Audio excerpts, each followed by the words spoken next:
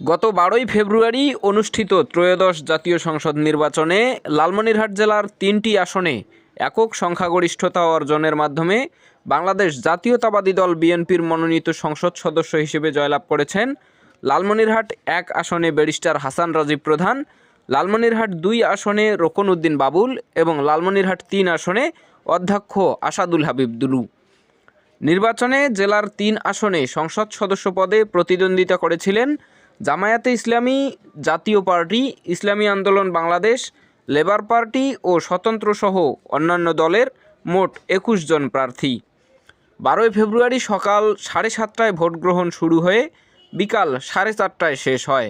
সারাদিনের ভোট গ্রহণে নারী ভোটারের তুলনায় পুরুষ ভোটারের উপস্থিতি ছিল তুলনামূলক অনেক কম।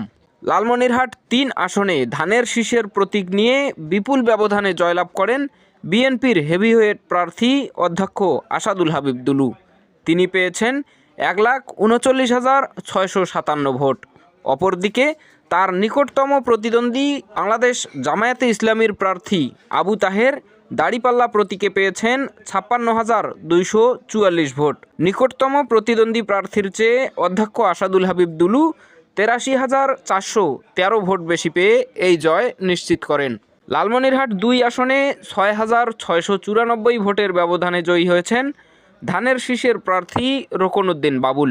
তিনি পেয়েছেন 1,23,946 ভোট। তার নিকটতম প্রতিদ্বন্দ্বী প্রার্থী ফিরোজ হায়দার লাভলু দাড়িপাল্লা প্রতীকে পেয়েছেন 1,17,252 ভোট। লালমনিরহাট 1 আসনে 9,114 ভোটের ব্যবধানে বিজয়ী হয়েছেন ব্যারিস্টার হাসান রাজীব প্রধান। ধানের শীষ প্রতীকে তিনি পেয়েছেন 1,38,686 ভোট। তার নিকটতম প্রতিদ্বন্দ্বী প্রার্থী আনোয়ারুল ইসলাম রাজু দাড়িপাল্লা প্রতীকে পেয়েছেন 1,29,572 ভোট। জেলার 3 আসনে 3 জন সংসদ সদস্য হিসেবে মনোনীত হওয়ায় অবহেলিত এই অঞ্চলের উন্নয়ন সহ সার্বিক পরিস্থিতি উত্তরণের জন্য ব্যারিস্টার হাসান রাজীব প্রধান এবং অধ্যক্ষ আসাদুল হাবিব দুলুকে মন্ত্রী পরিষদে দেখার দাবি জানাচ্ছেন জেলার সাধারণ মানুষ। দেশটা স্যার জিতে যাওয়াতে আমাদের আশা এবং দেশপ্রেম দুটোই ফুটে উঠেছে। আমরা লালমনিরহাট 1 আসন তথা হাতীবান্ধা এবং পাটগ্রামবাসী বলতে চাই যে সঠিক মানুষ উঠে এসেছে, এলাকার উন্নয়ন হবে। আমরা বিশ্বাস করি যে তিনি তার প্রতিশ্রুতি রক্ষা করবেন। আমাদের এলাকার ব্যাপক উন্নয়নের জন্য লালমনিরহাট 3 অর্থাৎ দুলু মহোদয় এবং লালমনিরহাট 1 ব্যারিস্টার রাজীব মহোদয়কে আমরা সংসদের মন্ত্রী হিসেবে দেখতে চাই। আমার সামনে রাজীব প্রধানকে মন্ত্রী দেখতে চাই। ব্যারিস্টার ভালো মানুষ, এমপি হয়েছে, এখন আর মন্ত্রী দেখতে চাই। রংপুর বিভাগের এক অবহেলিত জেলা হচ্ছে লালমনিরহাট। রংপুর বিভাগের একমাত্র জেলা লালমনিরহাট, যেখানে আমরা 3টি আসনেই বিএনপিকে উপহার দিয়েছি এবং 45 বছর পর এই হাতীবান্ধা পাটগ্রামে আমরা এমপি পেয়েছি। আমরা তারেক রহমান আমাদের চেয়ারম্যানের কাছে আমরা আবেদন জানাই, যেহেতু এই লালমনিরহাটে আমাদের অভিভাবক অধ্যক্ষ আসাদুল হাবিব দুলু তিনি এই লালমনিরহাট জেলার মান রেখেছেন।